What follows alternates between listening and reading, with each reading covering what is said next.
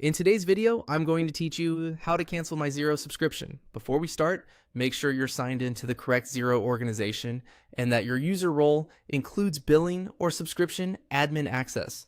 Only people with the right permissions can cancel. If you manage several organizations, glance at the org name first so you don't stop the wrong one. Once you're in, look to the top right corner of the Xero dashboard. Click your name or initials to open your account menu. This menu holds your personal settings as well as the billing controls you need. From that menu, choose subscription and billing. That takes you to the billing area where you can see your current plan, next billing date, and payment method. It's a good place to double check the renewal date so you know when the cancellation will take effect. On the subscription page, find the subscription you want to end. To the right, you'll see a small three-dot icon, sometimes labeled More or Options. Click that icon to reveal the available actions. Select Cancel Subscription from the list. Xero will display a short flow to confirm your choice. This is designed to prevent accidental cancellations and to gather basic feedback. When asked for a main reason, pick the option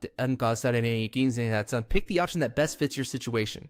For example, you can choose something like too expensive if cost is the driver.